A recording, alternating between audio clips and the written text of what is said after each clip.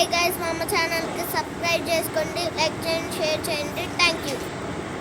Hi అండి అందరికీ. ఇక్కడ వచ్చేసి మనం తోటకూర పులుసు పెట్టుకుందాం. తోటకూర పులుసుకి ముందు 4 టమాటాలు కట్ చేసి పక్కన పెట్టుకోవాలా. తోటకూర సన్నగా దరుక్కొని కట్ చేసుకొని తోటకూరను కూడా శుభ్రం కడుక్కొని కట్ చేసి పెట్టుకొని పక్కన పెట్టేసుకోవాలా. ఈలోపు గిన్నె పెట్టేసుకొని గిన్నెలో 4 స్పూన్లు ఆయిల్ వేసుకొని దానిలో ఒక ఉల్లిగడ్డను సన్నగా తరిగి బాగా నూనెలో వేయించుకోవాలా. అవి వేగుతుండగా మనం తోటకూర అనేది బాగా శుభ్రం చేసుకొని నీళ్ళల్లో కడిగి పక్కన పెట్టుకోవాలి, నీళ్ళు లేకుండా చూసుకొని. అవి తోటకూర అనేది శుభ్రం చేసుకునేలోపు ఇక్కడ మనం ఉల్లిపాయ వేయించుకోవాలి. 4 టమాటాలు సరిపోతాయి. మనం ముందే 4 టమాటాలు కట్ చేసి పక్కన పెట్టేసుకోవాలి.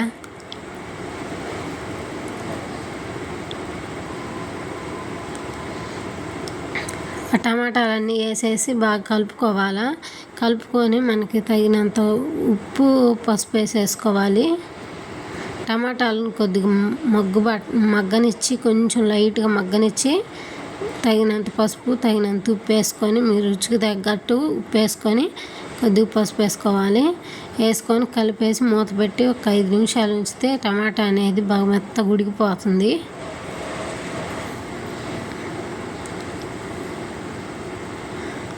ఉడికిపోయిన తర్వాత ఈలోపు మనం కట్ చేసి పెట్టిన తోటకూర నీళ్ళల్లో బాగా మరిన్ని నీళ్ళల్లో ఇంకా తోటకూర సన్నగా కట్ చేసుకోండి. మా కార్తీక్, మా వైష్ణవ్ తోటకూర పప్పు చేస్తే తినట్లా, అందుకని నేను తోటకూర పులుసు చేస్తున్నా.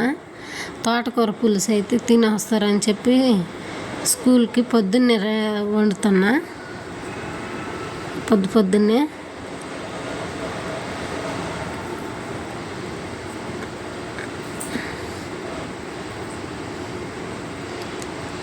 అలా నీరు అనేది టమాటాలలో నీరంతా పోనివ్వాలా. నీరంతా పోయిన తర్వాత తోటకూర కూడా వేసేసుకోవాలి. తోటకూర మొత్తం పెట్టేసుకొని ఒక 5 సెకండ్లు అట్లా మూత పెట్టేస్తే తోటకూరను కలిపేసుకొని తోటకూర కూడా బాగా ఉడికిపోద్ది.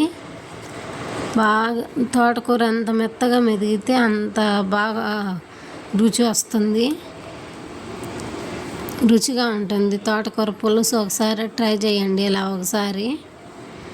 తోటకూర పప్పే కాకుండా తోటకూర పులుసు కూడా ట్రై చేయండి. అలా కలిపేసుకొని మూత పెట్టేసి ఒకసారి తీసి చూస్తే ఇలా ఉడుకుతుంది. దానిలో మనం దానికి తోటకూర తగ్గట్టు కారం వేసుకోవాలి. బాగా కలిపేసుకొని వాటర్ ఇంకా కొంచెం ఇవ్వాలి.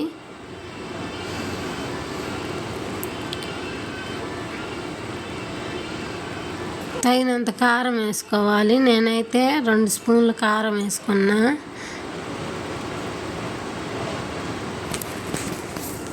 ఒక కట్ట తోటకూర, 4 టమాటాలు, ఒక ఉల్లిగడ్డ వేసి తోటకూర పులుసు పెట్టా.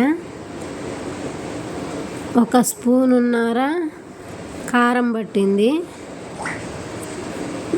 ఆ వాటర్ అనేది మొత్తం ఇంకిందా ఉడకనివ్వాలి. హై ఫ్లేమ్లో మంట పెట్టేసుకొని అడుగంటకుండా ఎముకనిచ్చి మనం 1 గ్లాసు వాటర్ యాడ్ చేసుకోవాలి. 1 గ్లాసు నిండా వాటర్ తీసుకొని యాడ్ చేసుకొని బాగా కలిపేసుకొని మూత పెట్టుకుంటే ఇట్లా ఉడుకుతుంటుంది. ఇట్లా ఉడికేటప్పుడు కొద్దిగా ధనియాల పొడి, కొద్దిగా గరం మసాలా వేసేసుకొని మూత పెట్టేసుకుంటే కూర రెడీ అయిపోతుంది. సింపుల్గా అయిపోతుంది, ఎక్కువ ప్రాసెస్ ఏం లేదు, ఈజీగా చేసుకోవచ్చు 5 నిమిషాలలో. నేను పొద్దున్నే పిల్లల లంచ్ బాక్సులలో కానీ వండా.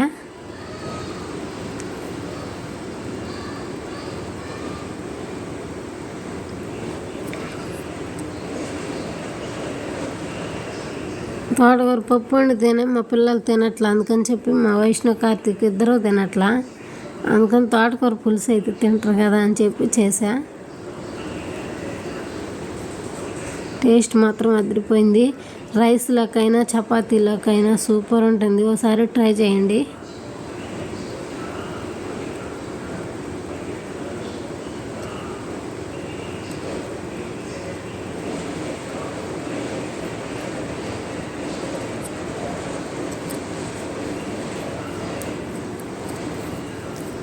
ఈలోపు చపాతీ కూడా చేసేసుకుందాము. చపాతీ పిండి కలిపి ముందే నానబెట్టుకొని చపాతీ చేసుకొని కూర పక్కన అవుతుండగా చపాతీని కూడా కాల్చి రెడీగా ఉంచేసుకొని నేను పొద్దున్నే